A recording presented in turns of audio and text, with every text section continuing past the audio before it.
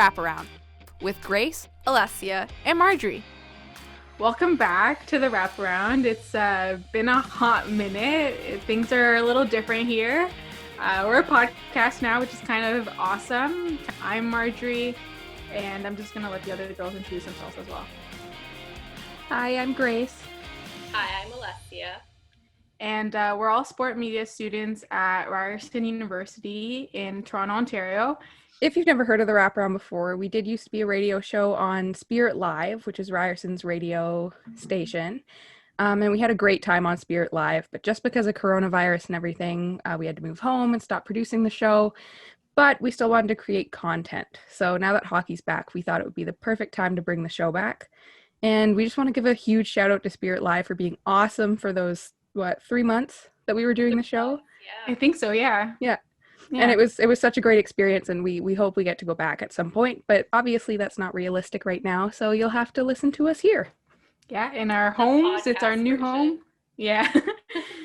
We're not in our little usual studio setting right now, but which we miss so much, that hot Spirit Live radio show studio.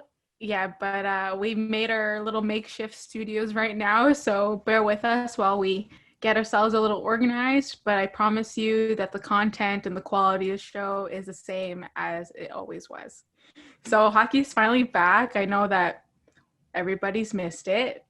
It's a little bit different now, especially with the virus going on. Teams are in the bubble, as they're calling it, different hub cities. So one in Edmonton and one in Toronto. Everything's changed. So the way the playoff format is, literally everything. So yeah, we have a round robin going on right now, and the play-in round.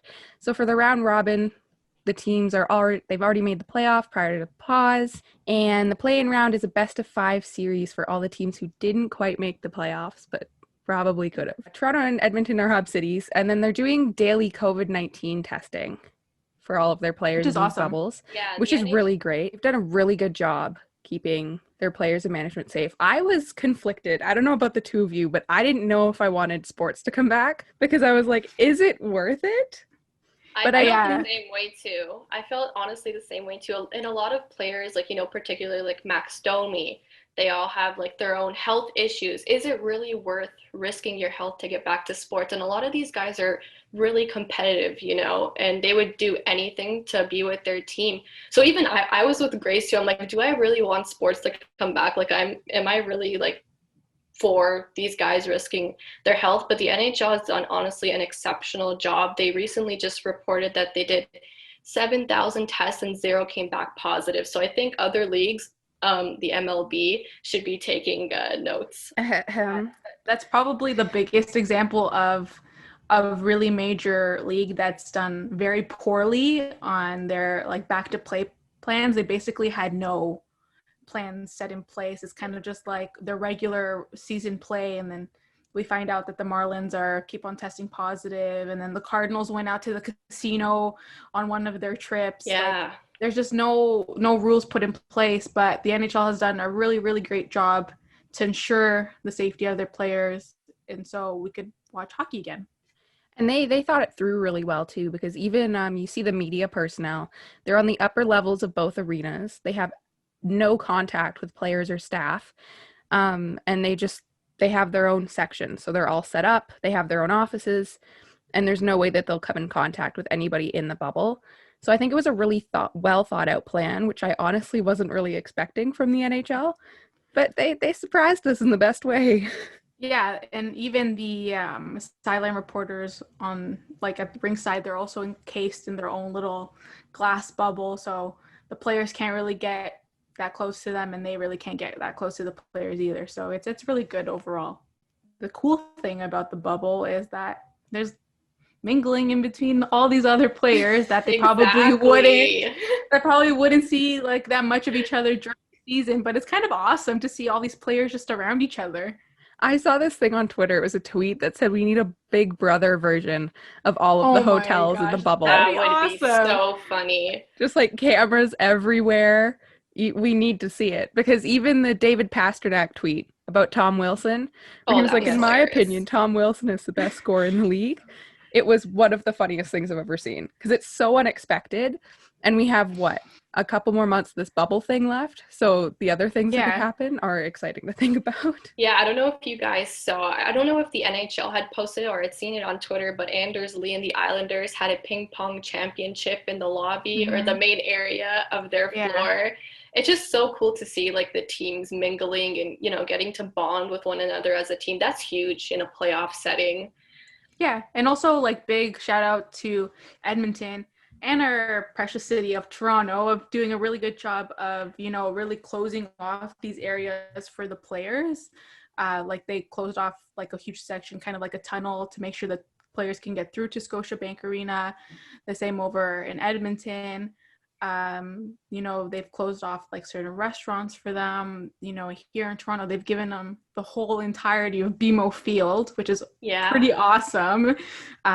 So also big shout out to them for being able to, you know, maneuver and like be able to manage so many big guys that need to keep like stimulated in order to, you know, be prepared for these games. That's the other thing. Can we talk about the quality of the food in the NHL over like the NBA? I don't know if you saw a couple weeks ago, but the NBA, their food looks like rabbit food. Hideous. It was terrible. I don't know where I saw, but there was a basketball player, I can't even remember his name, and he had ordered a vegan burger, and when he took a bite of it, he's like, this is definitely not vegan. This is like 100% beef. That's I don't awful. know. I was like the other day, and I honestly cannot even remember his name, but I remember there was like a video, and he's like, what the heck is this? This is definitely not vegan. I felt so bad. I can definitely attest to the food being served at Hotel X because, as you guys know, my sister got married at Hotel X, and the food they serve there is like absolutely insane. It's so ridiculously good. So I can't really speak for the players at Royal York, but I'm sure that's also really like high-end hotel. So I'm sure they're also being fed like pretty decent food at least. Well, I saw pictures. They've been doing like buffets and everything for the players, which I think is really good. Because then they kind of have control over what they're eating rather than just having a plate of food being brought to their room, being like, here. I can't remember which hotel it was. I'm pretty sure it was in Toronto, so either Hotel X or the Royal York. They had like a Tim Hortons food truck outside, I guess, for the players to grab their morning coffee. I thought that was pretty cool. Yeah, all in all, they've done a really good job at setting this up for like to be as enjoyable as they can for the players. And even they set up pictures of the players' families in their hotel rooms, and they just tried to make it like as easy of an experience as possible. Because like obviously things are kind of terrifying right now, and it doesn't help to leave your family and go sit in a hotel with a bunch of other guys for 4 months. So. Yeah, and plus it must suck for like the players who are from Toronto, or like some players who are from, you know, Edmonton or like Ontario or like Alberta, and like you can't see your family even though you might be only like 15 20 minutes away from them. Yeah, so it's really nice. When I saw that they did add those pictures and like personalized videos, it is really sweet, and it's really nice to see that the league is making sure they're at home away from home. With that being said, there's been a lot of games that have been played. There's games being played currently as we speak. This is going to be really outdated by the time we publish it. Yeah. But so there's games literally constantly being played. I don't know about you guys, but as soon as I wake up, the TV is on and I'm watching hockey until I go to bed. Exactly. That's all I've been doing. You know, during this quarantine, I've kind of got into like a routine of like get up, do certain things. Now that hockey's on, it's just wake up, watch hockey, go to bed, breathe, sleep, just finish walking. Yeah. It's insane. And a lot of people are like, oh, I can't imagine us not like going back to this when the next season starts. I'm like, oh my gosh. Well, because like obviously the players can do it, and takes a lot of effort, but like it's apparently easy to do. Yeah. And it's more fun. Yeah, there's like hockey like 24/7. Quarantine hockey is probably the best hockey that we've gotten. Which is sad to say, considering it took us a global pandemic to get here. But yeah, we really enjoy it. And It's crazy because a lot of people were doubting like the quality of hockey that we'd be watching, being like, there's no fans in the audience. You're not getting that confidence or that excitement from anything. But to be quite honest, the hockey that I'm seeing is like playoff hockey. They're putting in their 100%. Yeah, the guys definitely haven't lacked skill or strength or anything. It literally looks like they've stopped playing for maybe a couple weeks and then they got right back into it. Like, it's pretty good hockey. Like we said, there is round robin play. I wouldn't say those are less significant than the series games, but they aren't weighed as much just because there isn't as much at stake for them. So in the East, some of the series that I've been really looking at is obviously Penguins with Montreal. That's a pretty interesting tight-knit series. Yeah. The Islanders and the Panthers. The Islanders, they're playing right now, so we have to see how that goes because they are leading 2-0. So it's important. I don't know about what you guys, what are you guys looking at? I was honestly surprised that the Carolina Hurricanes swept the New York Rangers. Very surprised. 3.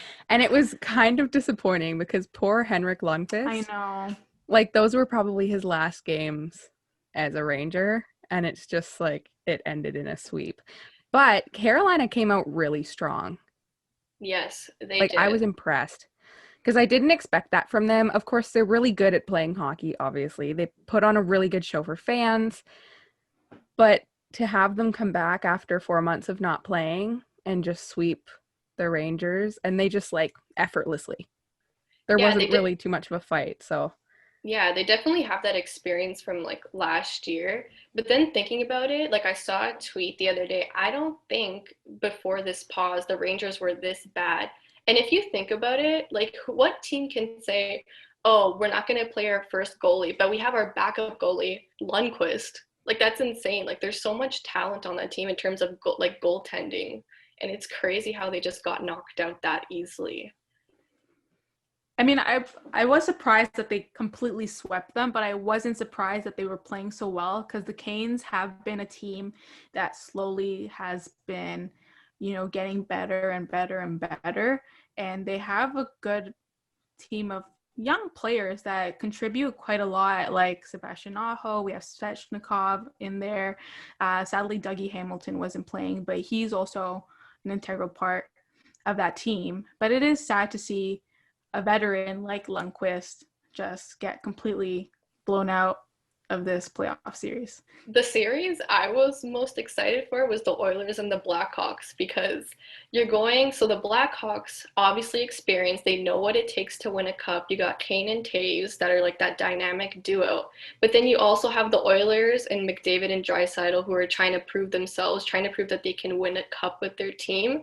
And the Blackhawks came out flying the first game. Oh, I watched that first game and I was like, are the Oilers about to get swept? Yeah. I was like, are you kidding me? What's going on here? And honestly, you can't, I don't know, you just can't bet against Kane and Taves. That's just me. But I think that's going to be an interesting series. Yeah, Chicago has been a little sleepy these past couple of years, but they clearly did something during quarantine, and then it's clearly obviously working for them. Obviously, yeah, you can never really disappoint with Taves and Kane. They're just, I don't know, especially Taves. He's just something else right now. He's literally just on a roll. Yeah, and they also have the Blackhawks. Not only do they have Kane and Taves, they also have guys like Strome and Duck. So you kind of have these guys who are very experienced and are bringing that experience to these younger guys like Strome and Duck, and they're doing a pretty good job for what it's for what they how they did during the season till now. They definitely did something. They tweaked something there because they've been pretty good. And then on Monday's game, I don't know if you guys watched that one, but the Oilers were incredible on Monday, and Connor McDavid especially. So Connor McDavid got a hat trick, and then he didn't like that they threw hats on the ice.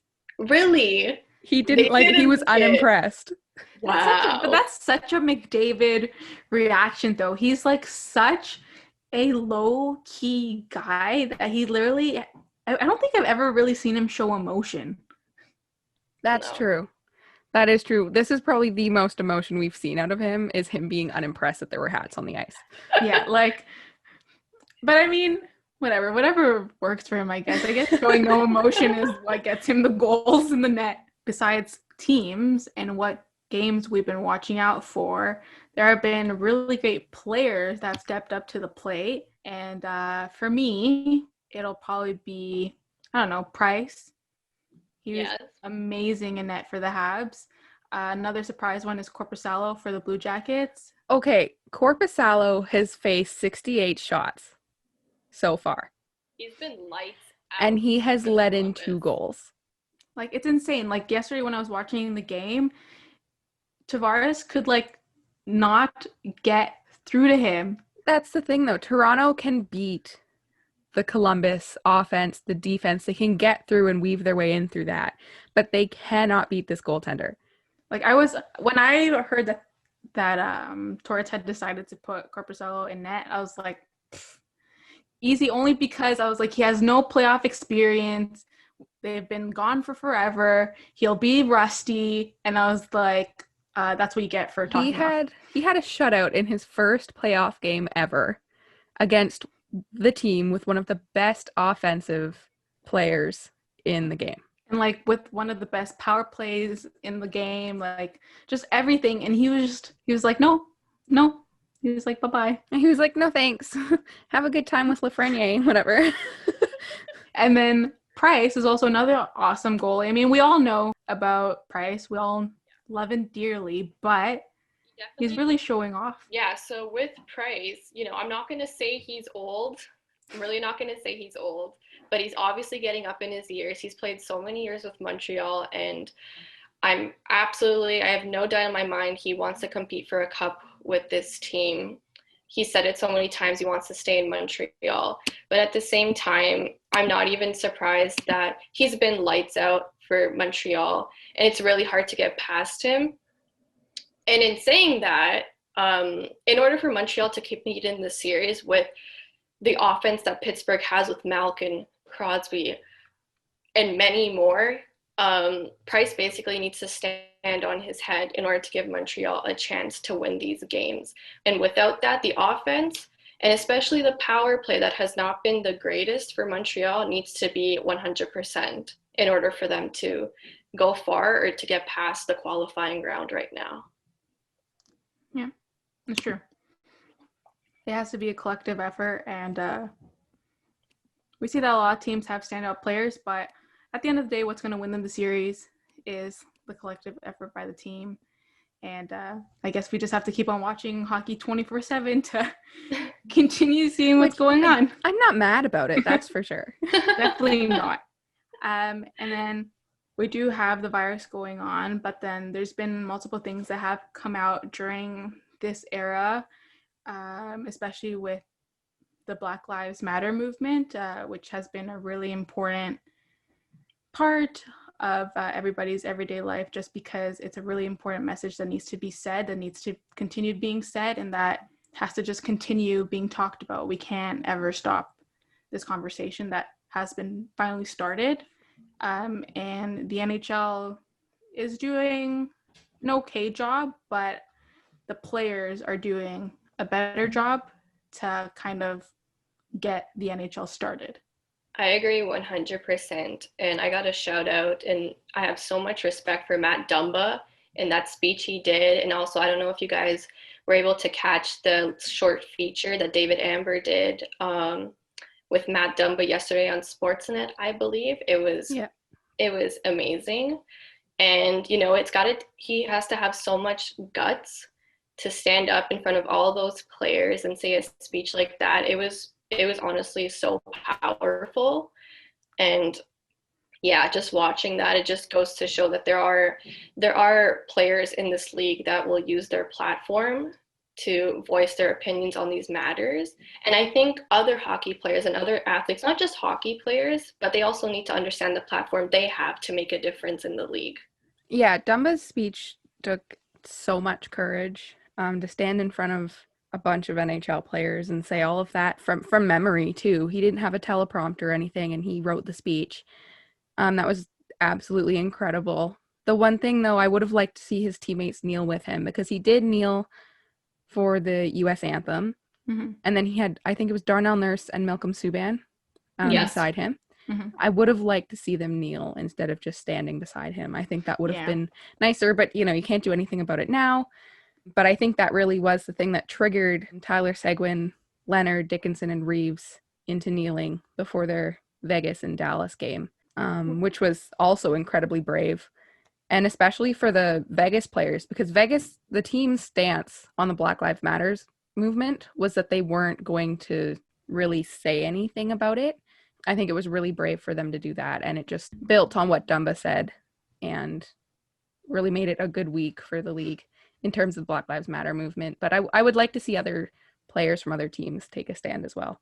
And the important thing that the most important thing that also came out of that was that there was a discussion that was made.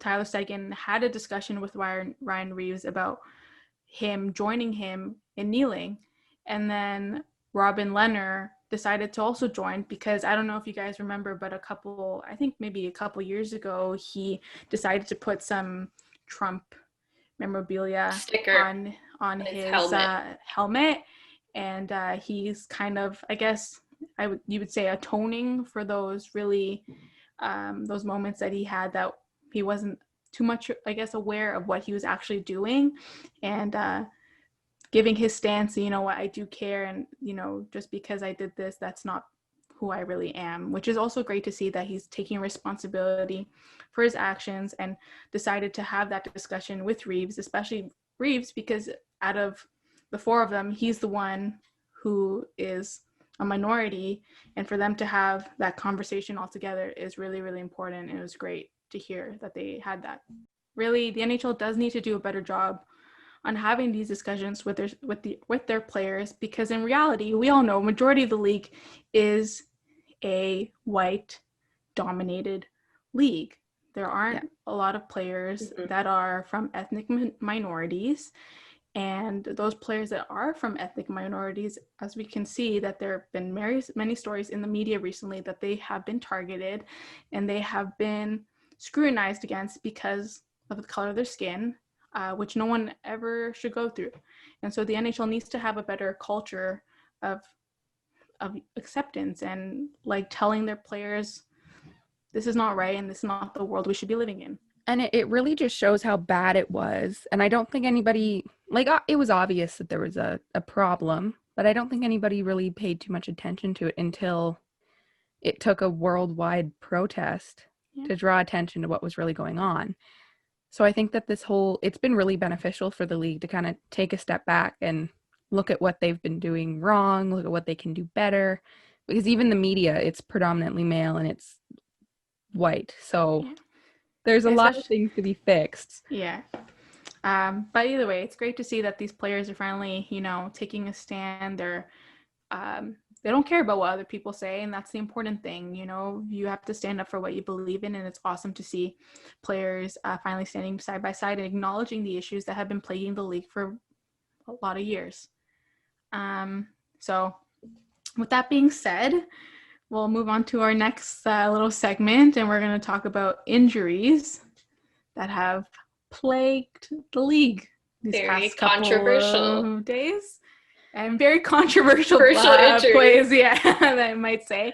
The first one being Matthew Tkachuk's hit on Mark Scheifele. Okay, before we do this, can we just take a second to say poor Winnipeg? Yes. They're losing. They've lost Scheifele. Laine. Oh my gosh. And I don't know there was one other player who got hurt during yesterday's game. I'm not too sure if he was able to come back, but when I saw that, I was like, oh my, it just gets worse for them. But even without those two players, they've been doing pretty good. Mm-hmm. They haven't been too bad. Yeah, I mean, Winnipeg has a pretty decent, overall team. It sucks to see, key players like Scheifele and Laine leave, but when you have a good team, you can do without those players, and that's clearly what we've been seeing with Winnipeg. But what do we think? Was Tkachuk's hit on Scheifele intentional or accidental? Let me be mad about this for a second. Okay, go ahead. Just let me be grumpy. There is no way from that angle that hit was intentional. You cannot Thank you. cut somebody's Achilles from that angle with a skate. There's no way. With how fast the game moves, Matthew Tkachuk cannot move his leg that fast to cut an Achilles. That was an accident. Okay, I was gonna say, if you actually look at if you go through it slow motion, Tkachuk goes in for the hit. He's going in for more of center where Scheifele is. Scheifele makes a sharp turn, and then that's where he gets him. And that leg coming up, I honestly think it's a natural reaction. But the thing that which got me was Paul Maurice saying it was filthy, it was a disgusting hit. He's trying to get under Tkachuk because he knows Tkachuk is one of Calgary's best players. And I've heard a lot of reporters saying that he was trying to get a suspension out of it because Calgary, Tkachuk, you see he gets under the skin of every player. That's how that's almost why they win games. And I feel like Paul Maurice also specifically said that because everybody knows that that's kind of Tkachuk's personality. You know, everybody knows that he's just kind of that little worm that's just in there and people just love to hate on. And so by him saying that, he'll know that people are going to be oh yeah, he definitely did it on purpose. And he knows that people are going to agree with him and side with him. Well, and really at this point, to get better than Calgary with the injuries they've had, Winnipeg needs to get Calgary's best players out of there. So for Paul Maurice to try and get a suspension, it makes sense. But what I liked is that the Calgary coach, Geoff Ward, stuck up for his player. Mm-hmm. He was like, listen, Paul, that's not right. That's what Don't be mean to my players. And it's true, Tkachuk and his brother too, Brady, they play almost a very similar game. They're on edge. But to say that he did that intentionally, it doesn't make sense to me. I feel like if it was actually intentional, then I feel like he definitely would have I feel like you can always see the malice that comes out of an intentional hit like that. But when it's accidental, I don't think he would have reacted. I think he would have reacted differently. Well, yeah, and you can tell in the post game from that game, which, first of all, can I say was terrible? I tweeted about it. I hated that post game. It actually hurt me inside. But Tkachuk's reaction to being asked whether it was intentional or not, you can tell that it wasn't, because he seems annoyed that he's even being asked, almost offended that somebody would think that he's that dirty. Yeah, he's like, I'm a dirty player. We're not that dirty. I'm not going to slice somebody's Achilles open. Yeah. Okay, so when you're going in for a hit, is not to be oh, I'm gonna slice this guy's Achilles open. That's never running through your mind as a player. I'm pretty sure. Yeah, if that's running through your mind, then you're obviously in the wrong league. Go to I don't know, UFC fighting or something. So since we agreed that that's accidental, let's move on to the next controversial hit, which was Pierre-Luc Dubois on Jake Muzzin. Okay, I was watching that as it happened. Yes, it was an illegal cross-check, but really, how many illegal cross-checks happen in a game that don't end in an injury like that?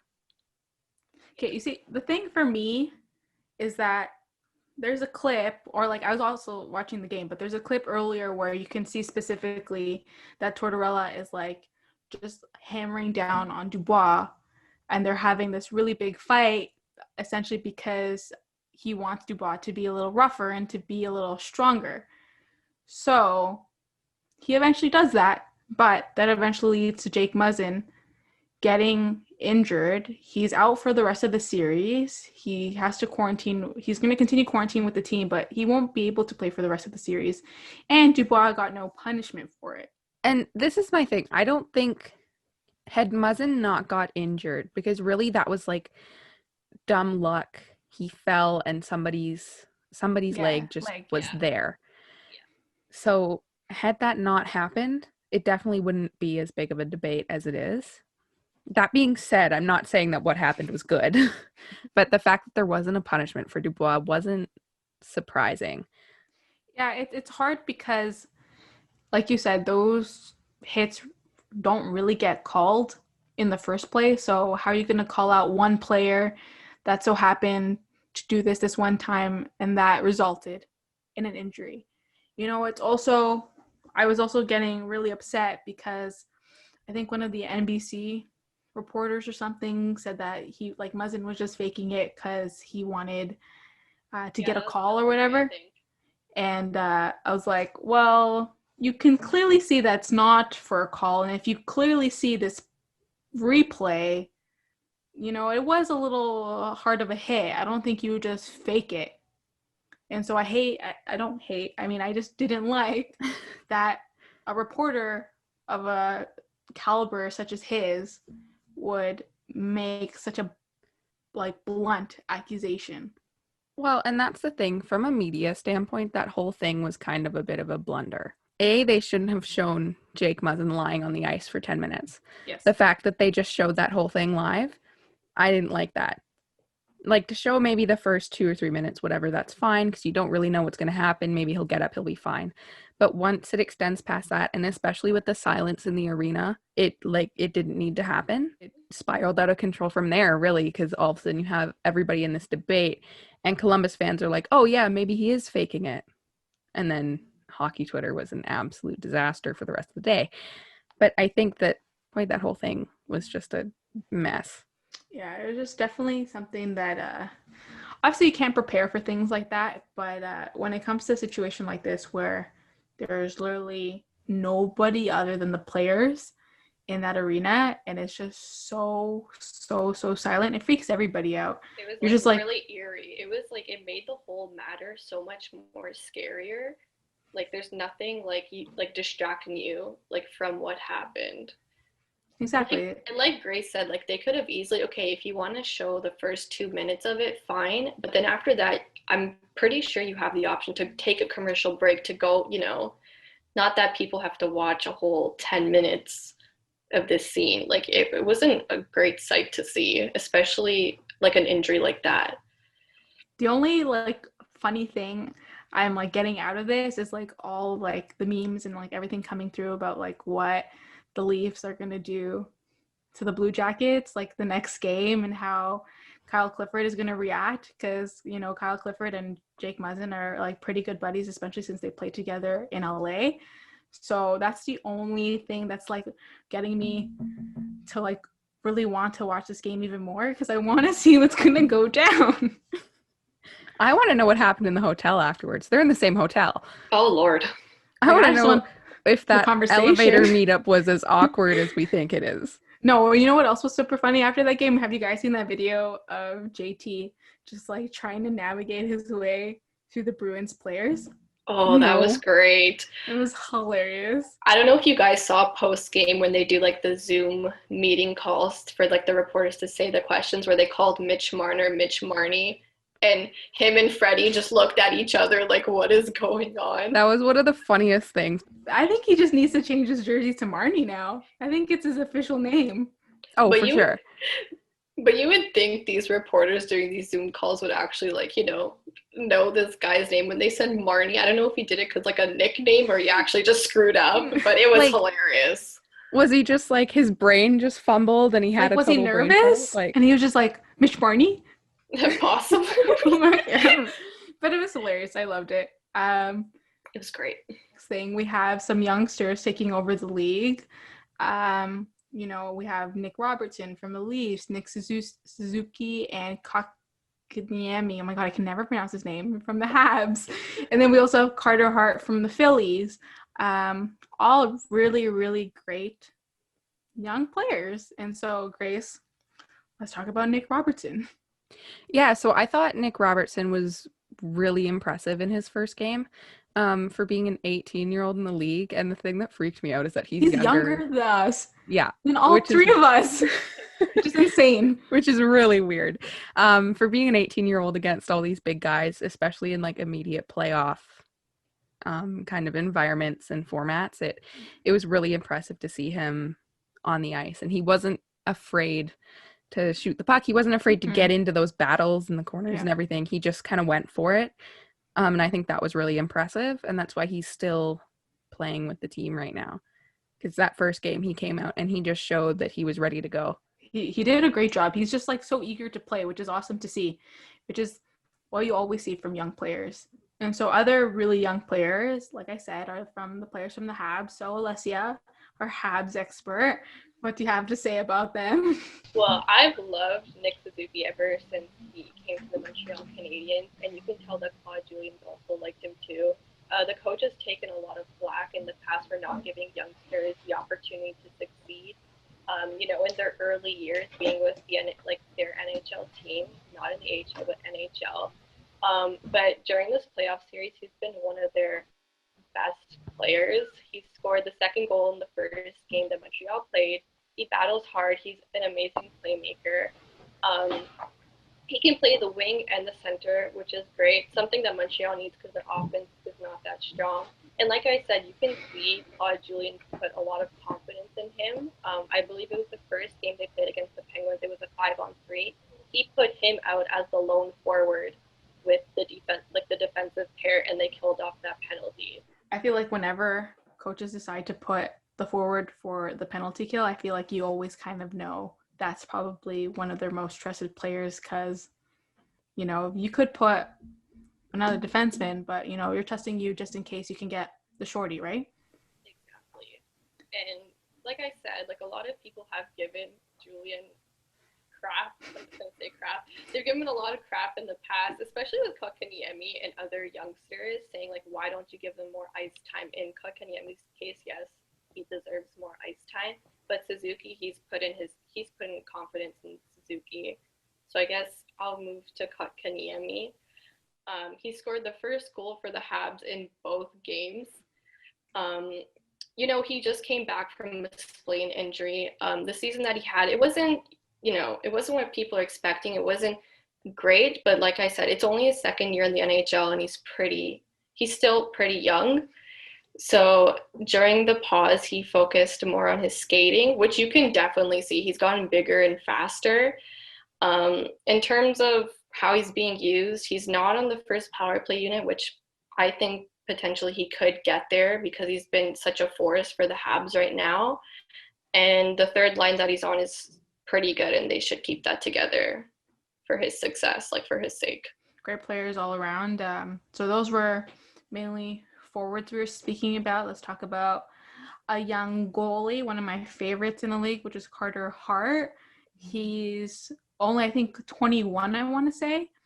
And he's a starter for the Phillies, which is insane to think someone so young, especially for goaltending, is starting. Yeah, but goaltenders are one of the hardest positions to develop. So, exactly. Really, in reality, he shouldn't have gotten his chance to be a starter in the playoffs for at least another year, maybe 2. So the fact that he's in the playoffs, especially in this situation where they just kind of dumped him in a hotel and were like, here, go play hockey, is really impressive. Yeah, and I was going to say, even the other day I was watching the game and I tweeted this out, and it's funny because Nate Thompson post-game, he also said the same thing. Carter Hart, the way he plays, besides his, his game, technically, when you look at, his demeanor in net, it's so calm for a 21-year-old to be playing in the playoffs. It's so calm, and it reminds me exactly of, Price, Harry Price. And it's funny that Nate Thompson also said that as well. But it's insane how calm and collected he is in that net when he's playing for Philadelphia. Yeah, I'm not going to lie. I haven't seen a lot of the Phillies games, but I did watch their, I watched the full exhibition game against the Pens just to get a feel for what was going on. And, he had some, incredible saves in that game. And, to think that was the first game that they played, back, and he looked completely in the zone. He barely fumbled. It's insane that he has such a great presence on the ice, and you can tell that his D-men and his forwards trust him completely, which is really hard to do when you're so young. It's hard to establish a position on your team when you're so young because you're still learning from other players on the team. But when you're a goalie and you're that young, for your players to have that faith in you, especially your coach who started you, is a really great, amazing feat for him. I think we're almost getting done here, and so we can just talk about what games we're going to watch and which games we're going to keep an eye on. Well, obviously, I'm going to be looking at Montreal and Pittsburgh. I don't know, it's going to be interesting for me. I'm going to come out and say I'm more on the bandwagon of hoping that it goes well up to the 5th game, but Montreal has a chance to get Lafreniere, because before this pause, a lot of Habs fans, and I'm assuming the organization was banking on this year's draft to build their prospect pool in order to keep building this team to get better. And, this happened. We didn't know that the virus was going to happen. We didn't know the bubble and all of this was going to occur. And Montreal got a chance to compete in the playoffs, which is a good thing and a bad thing, because Bergevin has been saying for so long that this team can be a playoff team. But before the virus, they were not in a playoff position. So now, if they're going to keep winning and beating Pittsburgh, I really hope he doesn't put the brakes on trying to make this team better, or he just says in his mind, this team can compete. I don't have to make any changes, because there definitely needs to be some changes. And also, even on Pittsburgh's side, I'm excited to see what Crosby and Malkin can do, and especially the goalie Murray. And like I said before, Oilers and Blackhawks are also one of the series I've been most excited to watch. Yeah, and like I said before, with the Isles in Florida, I just checked right now, Florida won, so they're still in the series, so that's going to be interesting to see if Florida can whip up some magic and, overcome their deficit. And then, yeah, like you said, Edmonton versus Chicago, let's see if Captain Taves can produce some more. Connor McDavid, potentially another hat trick the next game, and they'll whip some more hats on the ice. And then he'll be grumpy again. Yeah, so that's pretty much, I think, what we've had for the show today. It was awesome to finally talk some hockey again. Yes, it was. I feel like life is normal once again. I feel so incredibly happy. I was texting the girls. I was like, I'm so excited. I just want to talk hockey. I couldn't sleep last night. I was like, tomorrow we get to talk hockey for almost an hour, and I can't wait, because interaction with people after 4 months of being by myself, and we get to talk about our favorite sport. We'll have lots of shows coming up for you guys, so you can keep up to date. There's a lot of hockey, so we're going to have a lot of things to talk about. So keep watching the games, keep updated, and I guess we'll see you next time.